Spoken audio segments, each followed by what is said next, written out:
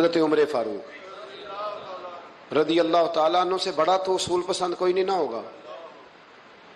یعنی بہت بڑا چودھری بھی اگر اپنے گلی کے اندر حضرت ابو سفیان جیسے لوگ مسلمان ہو گئے, کلمہ پڑھ لیا, اور جناب ابو سفیان رضی اللہ تعالیٰ عنہ نے اپنے گھر کے اندر نہ تھوڑی سی سامنے اینٹیں رکھ کے جگہ بنا لی, تو حضرت عمر کو پتہ چلا تو فرمایا جیسے بنائی ہے ویسے وہ کھیڑو بھی, آپ نے لوگوں کا رستہ تنگ کر دیا. اصول پسند آدمی, اصول کی بات آئے تو بیٹے کو بھی معافی نہیں, کسی کو معافی نہیں, بڑے اصول پسند تھے.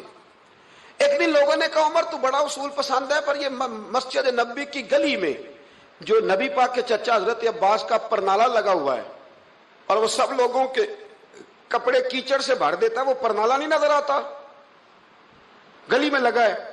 اب تو ہمارے پرنالے اور طرح کے ہیں نا, تو جو حرم شریف میں آپ میزاب رحمت ہے وہ دیکھا نا آپ نے, وہ پرانے زمانے میں جو لوہے کے پرنالے ہوتے تھے, تو وہ واقعی پوری گلی جو تھی نا وہ گزر کوئی نہیں سکتا تھا. اتنا اچھا شاور ہوتا ہی کوئی نہیں تھا جتنا وہ ہوتا تھا. وہ بڑا تگڑا قسم کا پرنالہ ہوتا تھا, تو کوئی شے نہیں گزر سکتی تھی بڑی دیر تک. بارش کے رکنے کے بعد بھی ساری چھت سے جب تک پوری مٹی اور پوری توڑی ساری نہیں نا اتر جاتی تھی, تب تک وہ پرنالہ نہیں سانس لیتا تھا, تو پرنالہ بہتا تھا. اور وہاں سے بڑا مین گلی تھی مسجد کو آنے کی, لوگوں کے کپڑے آلودہ ہو جاتے. ایک دن لوگوں نے حضرت عمر سے کہا یہ پرنالہ نہیں نظر آتا, یہ نہیں اصول پسندی. تو جناب عمر فاروق رضی اللہ تعالیٰ عنہ فرمانے لگے اتار دیتے ہیں پرنالہ, یہ بھی اصول پسندی ہے, اتارتے ہیں. حضرت عمر فاروق نہ گئے, اور شارحین نے لکھا ہے کہ اونٹ کے اوپر بیٹھ کر آپ نے یوں پکڑ کے نا پرنالہ کھینچا, اور جناب عباس کے گھر والوں سے فرمانے لگے 4 کونے ہوتے ہیں گھر کے, چھت کے 4 کونے ہیں, کسی اور میں لگا لو پرنالہ, کو ضروری ہے کہ نمازیوں والی گلی پہ لگایا جائے. یہ کہہ کے آ گئے, کسی کی ضرورت تھی بات کرے. حضرت عباس آئے تو لوگوں نے آ کے کہا کہ عمر نے پرنالہ کھیڑ دیا, اور فرمایا کہ 4 کونے کہیں اور لگا لو. تو حضرت عباس مسکرائے. لوگوں نے کہا مسکراتے کیوں ہو؟ فرمانے لگے کوئی مسئلہ نہیں, عمر خود آ کے لگا کے جائے گا, جیسے وہ کھیڑا ہے ویسے.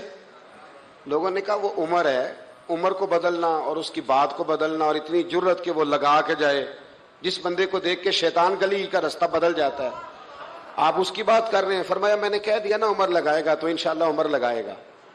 حضرت عباس مسجد میں آئے, نماز پڑھی, تو کہتے میں نے بات چھیڑی دی. عمر خود کہنے لگے کہ حضور آپ سے تو امید نہیں تھی. حضرت عباس سے کہنے لگے بھئی جگہ بھی ہے, 4 کونے ہوتے ہیں گھر میں, کو ضروری ہے اسی کونے پہ لگے جہاں سے نمازی گزرتے ہیں, یہ بخاری مسلم کی حدیث ہے.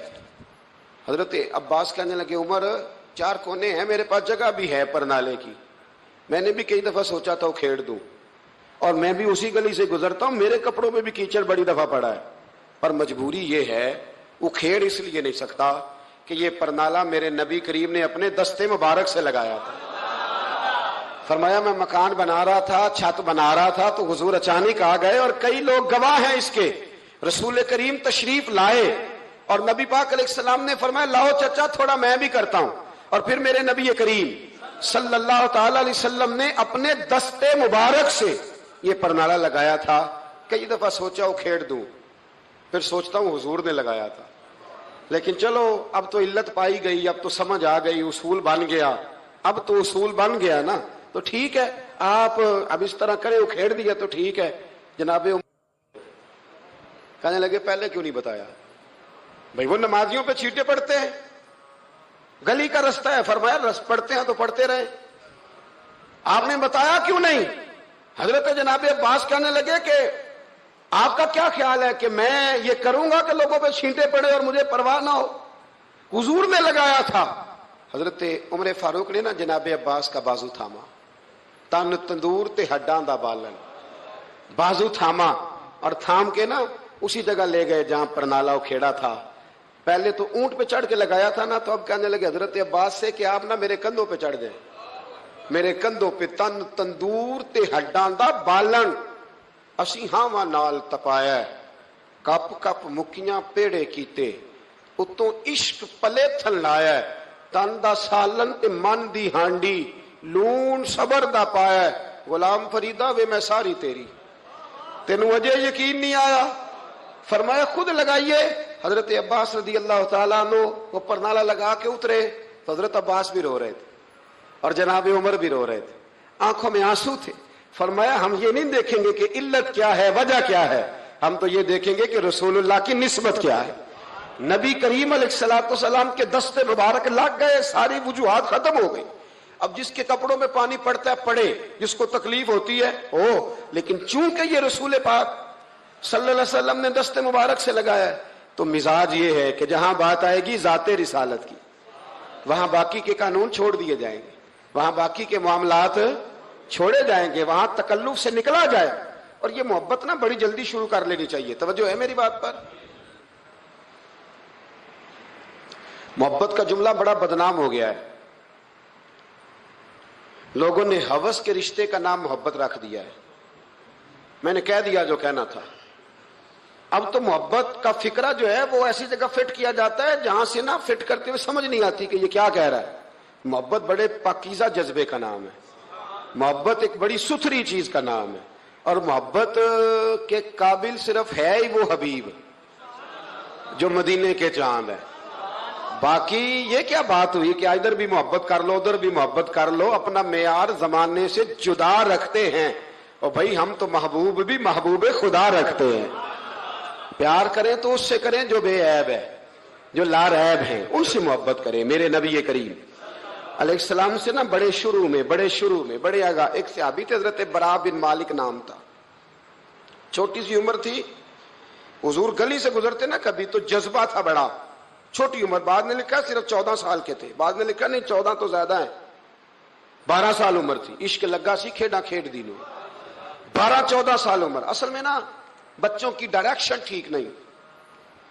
ان کی ڈائریکشن ٹھیک ہو نا تو یہ چوکوں میں کھڑے ہو کے موبائل پہ گیمیں نہ کھیلیں اور معاذ اللہ میسج نہ کریں, بلکہ یہ مسجد میں بیٹھ کے نبی پاک کی نعتیں سنیں. ہم نہ وہ کام کر نہیں سکے. میرے جیسے لوگوں نے بڑی کوتاہی کی زندگی میں. ہم محبت رسول کا پیغام بانٹ نہیں سکے. ہم نے اپنی بیماریاں دیکھی, اپنی تھکاوٹیں دیکھی, یہ دیکھا کہ فلاں شہر کیسے جائیں فلاں شہر کیسے جائیں. ہم وہ کام کر نہیں سکے جو ہمیں کرنا چاہیے تھا. ذمہ تھا, باپ کی ذمہ ہے. نبی پاک نے فرمایا ماں باپ کی ڈیوٹی ہے اپنی اولاد کو میری محبت سکھائیں. پر ہم وہ رنگ دے نہیں سکے, ہم وہ مزاج دے نہیں سکے, ہم نے وہ کوتاہی کی. ہم نبی پاک کا حسن, حضور کی سیرت, اخلاق عالیہ, کردار, گفتار, رفتار, انداز, تربیت, وہ ساری باتیں قوم کو بیان نہیں کر سکے. اس لیے لوگ وہاں پہنچے نہیں, ورنہ مغز قرآن روح ایمان جانے دی ہست حب رحمت للعالمین. ہم وہاں تک لے جا نہیں سکے. حضرت برا بن مالک نا 12 سال کی عمر ہے, 12 سال. نبی پاک گلی سے گزر رہے تھے تو دوڑ کے آ گئے, آ کے نا حضور سے چمٹ گئے. عرض کرنے لگے حضور کوئی حکم بتائیں, میرا دل کرتا ہے آپ کی بات مانوں. کوئی حکم حضور. مجمع الزوائد میں حدیث, اس ایک حدیث کے لیے نا میں کو 5000 روپے کی پوری کتاب, پوری 10 جلدیں خرید کے لایا تھا ایک حدیث کے لیے. پیاری بڑی ہے, شاندار بڑی ہے. اور میرا دل کیا, میں نے کہا جس کتاب میں ہے نا ساری کتاب ہی منگا لو. کچھ چیزیں بڑی انسان کو انوکھی لگتی ہے نا. حضرت برا بن مالک رضی اللہ, چھوٹی سی عمر ہے, حضور سے لپٹ گئے. تو حضور نے فرمایا بیٹے کیا ہوا؟ عرض کرنے لگے حضور کوئی حکم بتائے, میرا بھی دل کرتا ہے عمل کروں. تو حضور نا چھوٹے چھوٹے کام بتاتے ہیں. دکان سے, یہ بچوں کو یہی بتانا ہوتا ہے نا, دکان سے لے آ, یہ کر دے, فلاں کو بلا لے. لیکن حضور ان کی غیر موجودگی میں ان کا ذکر بڑا کرتے. ایک دن کچھ لوگ کہنے لگے حضور بڑا ذکر کرتے ہیں پر وہ کرتا تو چھوٹے موٹے کام ہے بچہ.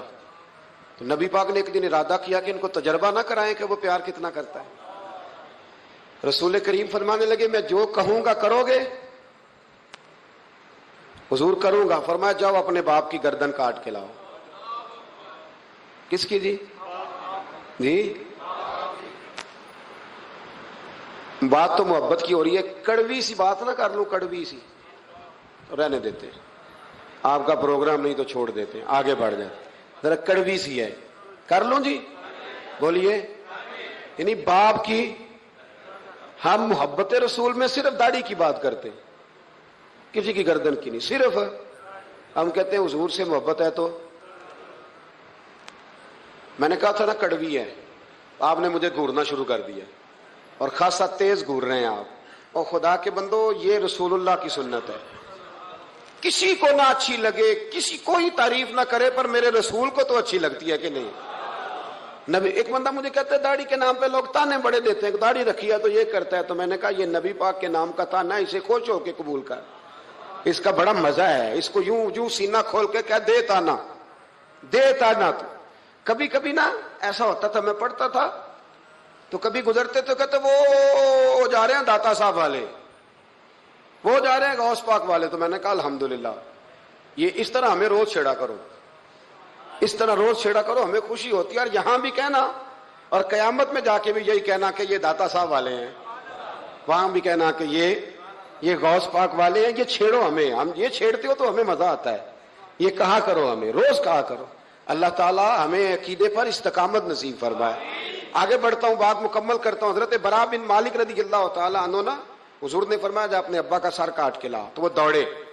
ایک روایت میں ہے کہ مولا علی کے گلے میں تلوار لٹک رہی تھی، یوں کھینچی اور اس نے جذبات سے دوڑے کہ حضور نے فرمایا اسے پکڑ لو ورنہ یہ گردن کاٹ بھی لائے گا، پکڑ لو اسے ورنہ یہ کاٹ دے گا.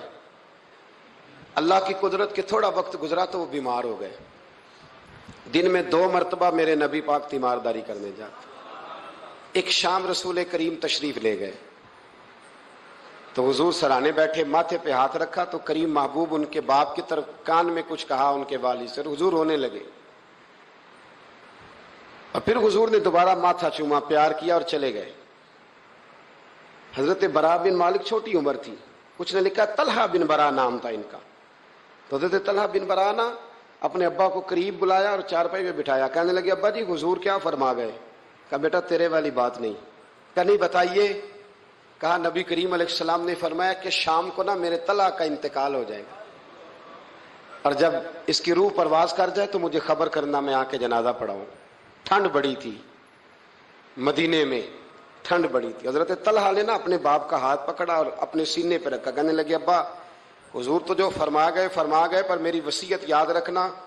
نبی پاک کے دین کا قانون یہ ہے کہ جب کوئی انتقال کر جائے تو جلدی دفن کرو. اس طرح کرنا، رات کا وقت ہوگا جب میرا انتقال ہوگا تو فوراً غسل دے کے نا دفن کر دینا، نبی پاک کو خبر نہ کرنا، نہ بتانا. عمر دیکھو اور بات دیکھو. کہ حضور کو کیوں نہیں بتانا، حضور خود فرما کے گئے ہیں. تو کہنے لگے رات کا وقت ہوگا تو جن گلیوں سے حضور نے گزر کے آنا ہے نا وہ یہودیوں کے محلے ہیں. ایسا نہ ہو کہ میرے جنازے کی وجہ سے کوئی یہودی میرے نبی کو تکلیف دے دے، میرے جنازے کی وجہ سے، جنازے کی وجہ سے. یہاں کہتے ہیں حضرت صاحب مجھے بڑا پیار ہے آپ سے پر میرے گھر ضرور پہنچے، جیسے مرے یا جیے وہاں شام کو آپ کو پہنچنا پڑے گا. میرے رسول کریم علیہ السلام کے غلاموں نے دیکھو انداز محبت کیا بیان فرمایا. کہا نبی پاک کو تکلیف نہ ہو میری وجہ سے، میرا جنازہ خود ہی پڑھ کے مجھے دفن کر دینا. ان کا انتقال ہو گیا، رات کو دفن کر دیا. صبح حضور تشریف لائے، وہ محبوب جنہیں اللہ نے غیب کے خزانوں کی کنجیاں عطا فرمائی. فرمایا بتایا کیوں نہیں؟ مجھے بتاتے، میں خود جنازہ پڑھتا، میں خود نہ قبر میری تے میرے اپیرا جے کر پاویں پھیرا، قبر دے اندروں ہڈیاں اٹھ کے مجرا کر سن تیرا. کہا بتایا کیوں نہیں، خبر کیوں نہیں کی؟ میں جنازہ پڑھتا، میں خود پہنچتا. تو باپ رو پڑے، عرض کرنے لگے حضور میرا تو پتر تھا، میرے لیے اس سے بڑی سعادت کیا ہوتی کہ آپ جنازہ پڑھاتے، پر اس نے وصیت کر دی کہ حضور کو بتانا نہیں، تکلیف ہوگی. نبی کریم فرمانے لگے بتاؤ مجھے اس کی قبر کہاں ہے. اور یارو غور کرنا، ساری دنیا گنبد خضرا روضہ رسول پہ اور نبی پاک ایک غلام کی قبر پہ تشریف لے گئے. خود نبی کریم گئے اور آج حضور نے دعا انوکھی فرمائی. فرمایا اے اللہ جب میرا طلحہ تجھ سے ملے نا تو ذرا اس سے مسکرا کے بات کرنا جو تیری شان کے لائق. رسول اللہ کی محبت، نبی پاک کی غلامی، رسول اللہ کا پیار. اعلیٰ حضرت کہتے ہیں جان ہے عشق مصطفیٰ، روز فضو کرے خدا. او بھائیو جس کو ہو درد کا مزہ وہ نازے دوا اٹھائے کیوں. اور اعلیٰ حضرت فرماتے ہیں جلنا تو ہے، کوئی دولت کے لیے جلتا ہے، کوئی شہرت کے لیے جلتا ہے، کوئی اقتدار کے لیے جلتا ہے. فرمانے لگے اے عشق تیرے صدقے جلنے سے چھٹے سستے، جو آگ بجھا دے گی وہ آگ لگائی ہے، جو ساری آگ بجھا دے گی وہ. حضور کے غلام تھے حضرت ابو بصیر ان کا نام تھا. حضرت ابو بصیر رضی اللہ تعالیٰ عنہ نا حضور کے غلام تھے تو قید تھے، مکہ مکرمہ میں قید تھے. ادھر میرے نبی پاک نے معاہدہ کر لیا قریش مکہ کے ساتھ حدیبیہ کے مقام پر کہ اگر کوئی مسلمان بھاگ کے مکے سے مدینے آئے گا تو مدینے والے پناہ نہیں دیں گے. یہ بھی عشق کا امتحان ہے کہ جس سے آپ محبت کریں وہ پناہ ہی نہ دے. میں تو کہہ چکا ہوں نا کہ آپ صرف ٹائم نہ دیں تو تعلق ختم ہو جاتا ہے. پناہ نہیں دینی، نبی پاک صلی اللہ علیہ وسلم نے وعدہ کر لیا کہ پناہ کس کو نہیں دینی؟ بول کے بتائیے. کافر تو پناہ لینے آ ہی نہیں رہا تھا, کس نے لینے آنا تھا؟ سارے بولیے. فرمایا کہ میں پناہ نہیں دوں گا جو وہاں سے آئے گا. حضور نے وعدہ کر لیا. حضرت ابو بصیر بھاگے آئے, اور صحابہ کہتے ہیں جب آئے نا تو ان کے ہاتھوں پیروں میں بھی زنجیریں باقی تھیں. حضرت ابو جندل کے ساتھ بھی ایسا ہوا, پر وہ حدیبیہ میں ہوا. لیکن یہ مدینے آئے, زنجیریں تھیں, خون بہ رہا تھا, اور تڑپ کے روئے, یا رسول اللہ مجھے بڑا مارتے تھے وہ. حضور میں جیل توڑ کے بھاگا ہوں. ابھی اللہ کے رسول ان کی بات سنی رہے تھے کہ 4 بندے قریش مکہ کا خط لے کے آ گئے. آپ کا وعدہ تھا پناہ نہیں دیں گے. کتنا مشکل مقام ہے. ایک غلام بھاگ کے آ جائے, میں کہا کرتا ہوں کہ صرف آپ ساتھ لے کے نہ جائیں آئیں تو لوگ کہتے ہیں کہ میرے سے تو دلچسپی چھوڑ گئے. حالانکہ اصل محبت اس کی ہوتی ہے کہ محبوب توجہ بھی نہ کرے, پر وہ کہے کہ میری تو ڈیوٹی غلامی کرنا ہے نا. یہ اصل محبت ہے, یہ عین محبت. میں نے آپ کو پہلے بھی کئی دفعہ کہا ہے, میرے حضرت صاحب رحمۃ اللہ علیہ کچھ بندوں کو اٹھ کے ملتے اور کچھ آتے تو سلام بھی پورا سا لیتے. میں نے ایک دن کہا حضور سارے ہی مرید ہیں, پیر بھائی ہیں, تو کچھ سے آپ بڑا اٹھ کے بغل گیر ہوتے ہیں, پیار کرتے ہیں, کچھ سے صرف ٹھیک ہے گزارا ہو جائے گا. تو حضرت صاحب فرمانے لگے یہ جو میں جس سے بالکل سلام نہیں نہ لیتا اس سے مجھے پیار زیادہ ہے, اور اس کا بھی مجھ سے پیار ہے. میں نے کہا جی وہ کس طرح؟ کہنے لگے کچھ بندے ایسے ہوتے ہیں پروٹوکول نہ دو تو ڈر ہوتا ہے بھاگ جائیں گے, اور کچھ کا پتہ ہوتا ہے کہ جوتے بھی مارو تو یہ ہمارا, یہ جا نہیں سکتا کہیں, جوتے بھی مارو تو کہیں جائے گا, یہ اس کو کسی پروٹوکول کی ضرورت.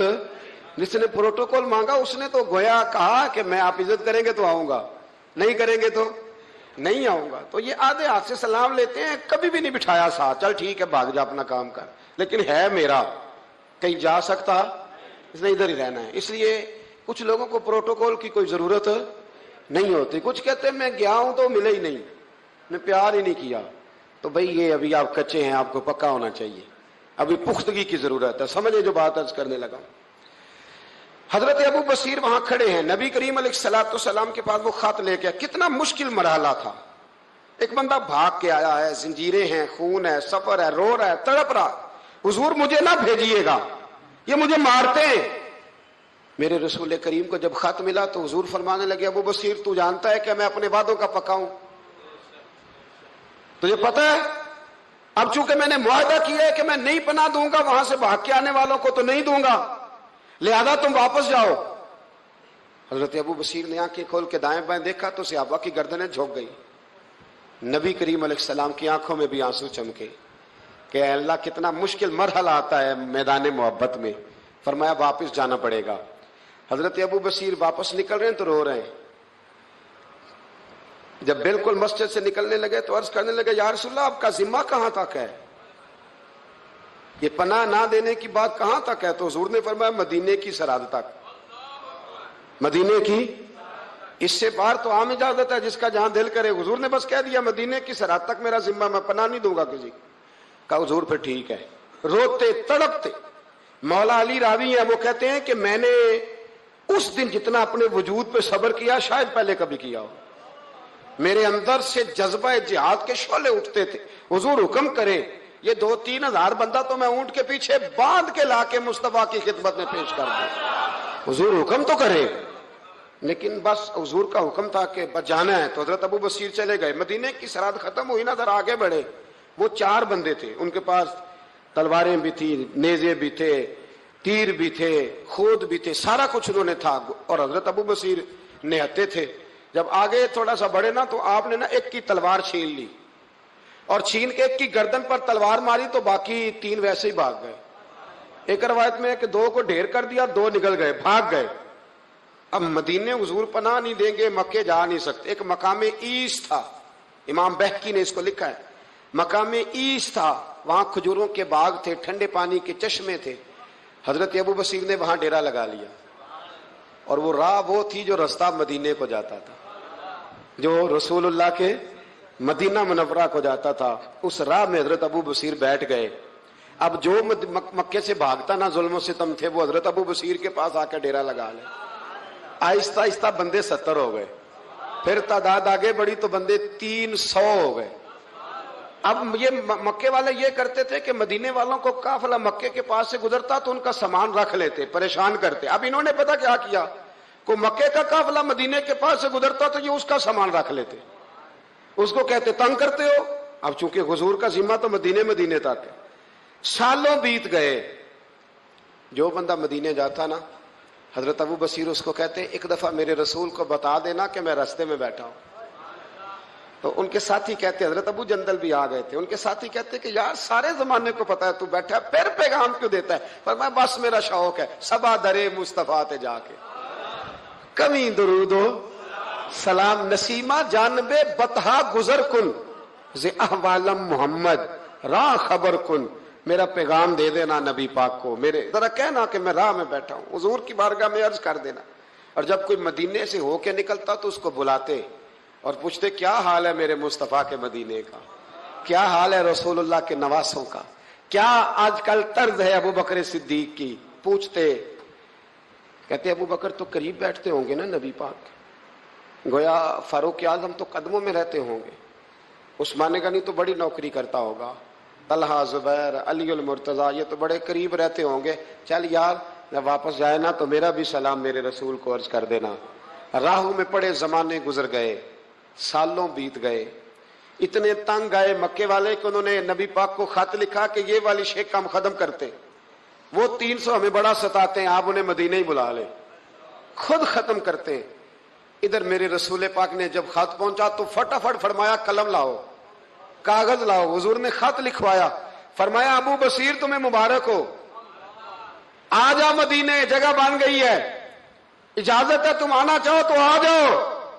حضرت ابو جندل فرماتے ہیں وہ شدید بیمار تھے، ایک قاصد دوڑا دوڑا آیا، این ابو بصیر، بھئی تم میں سے ابو بصیر کون ہے؟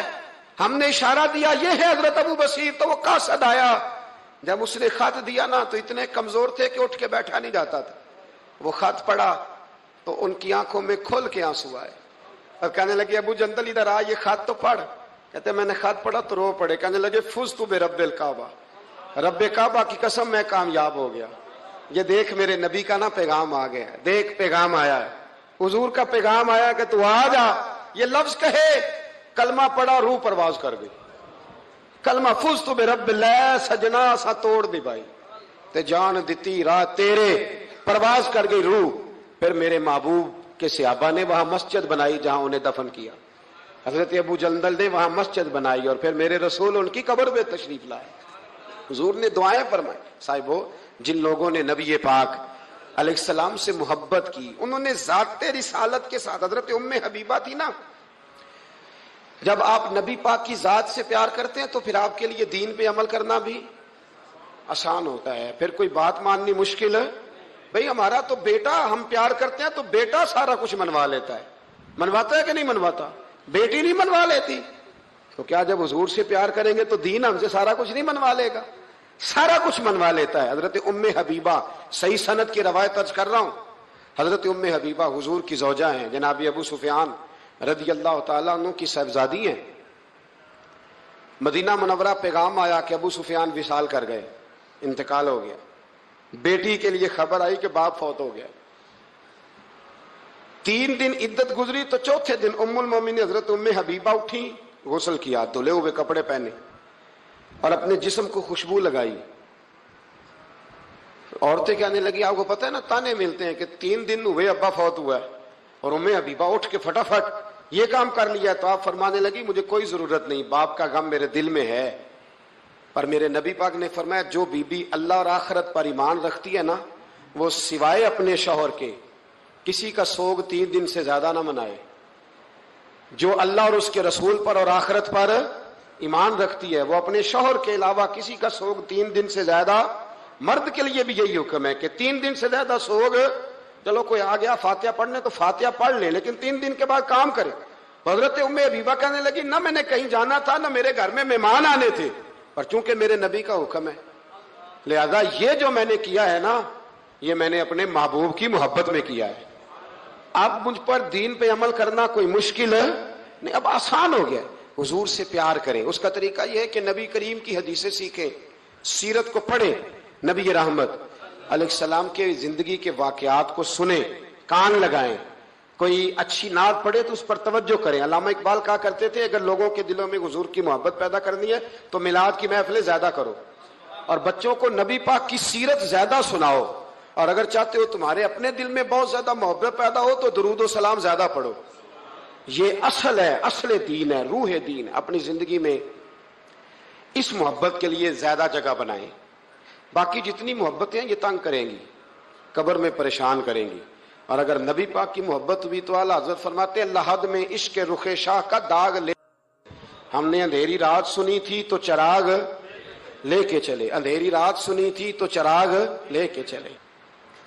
ایک تو بڑی معروف حدیث بخاری مسلم میں موجود ہے کہ عروہ بن مسعود ثقفی کہتے ہیں جب میں آیا اور میں واپس گیا تو جا کے پھر انہوں نے کہا قریش مکہ سے، جا کے مسلمانوں کی جنگی صلاحیت کا ذکر نہیں کیا، بلکہ جا کے کہنے لگے یار میں بڑی دنیا پھرا ہوں پر جو ادب نبی پاک کے غلام اپنے نبی کا کرتے وہ میں نے کسی کا دیکھا نہیں ہے۔